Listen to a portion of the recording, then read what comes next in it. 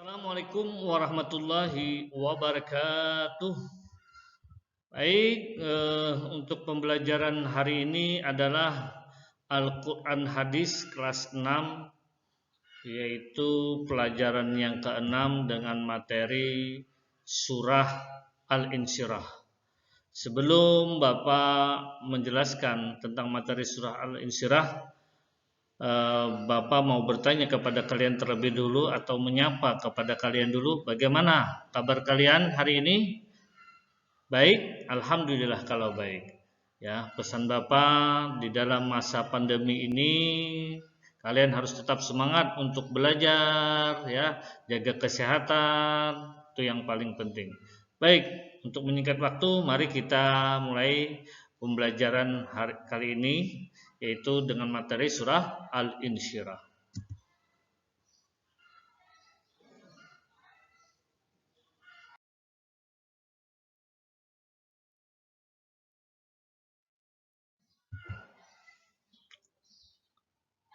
Mengenal surah Al-Insyirah atau memahami juga termasuk surah Al-Insyirah, ya.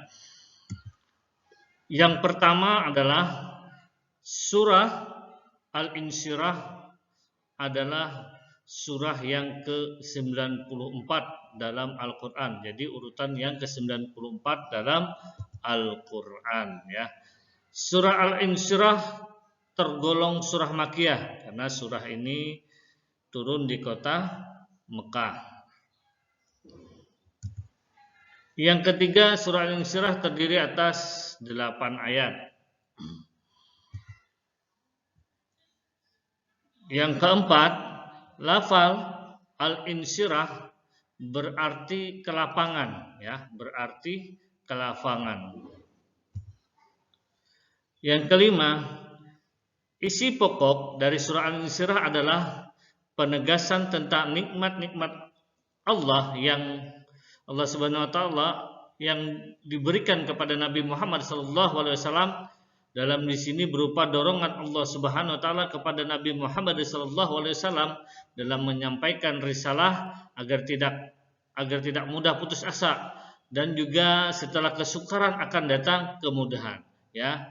Pelajaran yang sebelumnya adalah tentang surah Ad-Duha, yang dimana di dalam surah Ad-Duha dijelaskan tentang 3 perlindungan Allah Subhanahu wa taala kepada Nabi Muhammad SAW, yaitu perlindungan ketika yatim, fakir, dan bingung. Sementara dalam surah Al-Insyirah ini dijelaskan tentang bagaimana Allah Subhanahu wa taala meringankan beban dalam berdakwah dan mengangkat derajat Nabi Muhammad SAW, ya. Surah Al-Insyirah juga diturunkan sebagai bentuk penyemangat, ya, kepada Nabi Muhammad SAW dalam menyampaikan risalah Islam.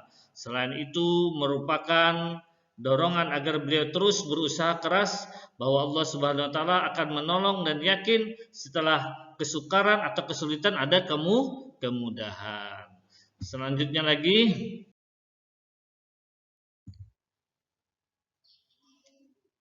surah Al-Insyirah diturunkan setelah surah Ad-Duha, ya. Jadi pelajaran minggu yang telah lewat kita sudah mempelajari tentang surah Ad-Duha.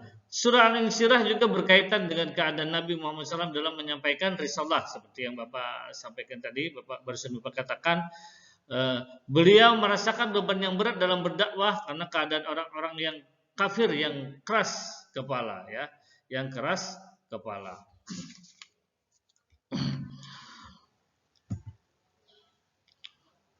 Surah Al-Insyirah juga memiliki keterkaitan dengan surah Ad-Duha, yaitu sama membicarakan tentang dakwah Nabi Muhammad SAW. Ya, karena di dalam dakwah Nabi Muhammad SAW itu penuh rintangan, ya. Di dalam surah Al-Insyirah ini juga orang yang mengikuti agama Islam atau mengikuti Nabi Muhammad SAW, mereka dihina oleh orang-orang kafir Quraisy, ya, diejek-ejek, dikatakan miskinlah, juga mereka menghalangi dakwah beliau dengan berbagai cara. Hal ini tidaklah menggoyahkan iman para pengikut Nabi kita Muhammad SAW. Ya, baik, selanjutnya Bapak akan menyajikan lafal surah Al-Insyirah. Lafal surah Al-Insyirah. Baik, kita baca sama-sama. Kalian sudah menghafalnya ya. A'udzu billahi minasyaitonir rajim.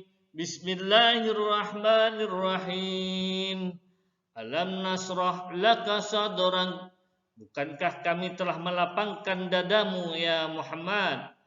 Wa wada'na anka wizrak, dan kami pun telah menurunkan beban darimu. Allazi anqadha dhahrak, yang memberatkan punggungmu. Wa rafa'na laka dzikrak, dan kami tinggalkan sebutan namamu bagimu. Fa inna ma'al usri yusra, maka sesungguhnya beserta kesulitan ada kemudahan. Inna ma'al usri yusra, sesungguhnya beserta kesulitan itu ada kemudahan. Fa idza faragta fansab, maka apabila engkau telah selesai dari sesuatu urusan, tetaplah bekerja keras untuk urusan yang lain. Wa ila rabbika farghab, dan hanya kepada Tuhanmu lah engkau berharap. Al-Quran surah Al-Insyirah urutan yang ke-94 ayat 1 sampai 8. Mufradat atau arti kata. Ini nanti dibaca ya, dibaca seperti yang sering Bapak sampaikan. Kalau tidak perlu dihafal. Kalau mufrad ini cukup dibaca berulang-ulang tatkala ada soal mengartikan kosakata di dalam surah, terutama surah Al-Insyirah ataupun surah yang lain, itu kalian dapat menjawabnya dengan benar dan betul ya. Alam bukankah nasrah kami melapangkan sadrak dadamu, dan seterusnya ya, sampai farghab berharap. Selanjutnya lagi,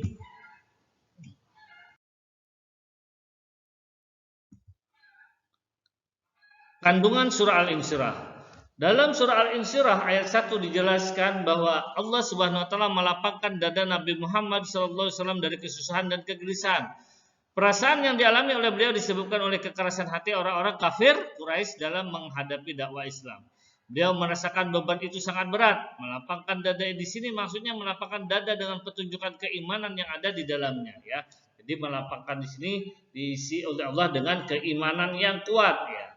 Pada ayat kedua dan ketiga dijelaskan bahwa Allah Subhanahu wa taala menurunkan beban berat yang ditanggung olehnya. Maksudnya meringankan kesusahan-kesusahan yang beliau rasakan dalam menyampaikan risalah atau menyampaikan dakwah ya, yang diamanahkan kepada Nabi kita Muhammad sallallahu alaihi wasallam.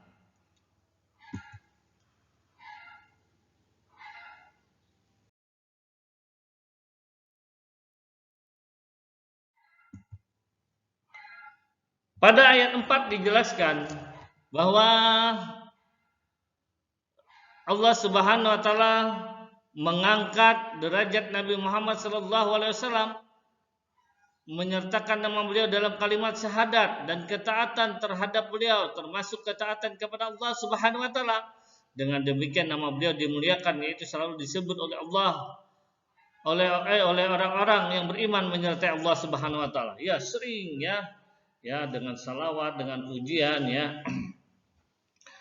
Orang sering menyebut tatkala menyembah Allah itu menyebut nama Nabi kita Muhammad sallallahu alaihi wasallam.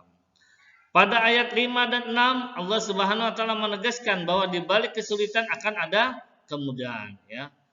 Artinya setiap ada kesulitan itu akan ada kemudahan. Rasulullah SAW banyak mengalami hambatan atau tentangan dari orang-orang kafir dari kesulitan-kesulitan yang dihadapinya itu. Beliau akhirnya memperoleh kemenangan. Itulah sebagai nikmat yang Allah Subhanahu wa taala berikan kepada beliau. Oleh karena itu Allah menegaskan agar beliau tidak putus asa, karena setelah kesulitan akan datang kemudahan. Jadi apabila kita menerima kesulitan, kesusahan ya, kita jangan putus asa. Contohnya di masa pandemi ini ya, kita mungkin sedikit merasa kesulitan ya di dalam menerima pelajaran dengan adanya daring, tapi kita tetap harus berusaha untuk belajar. Kita jalani dengan usaha dan doa. usaha dan doa.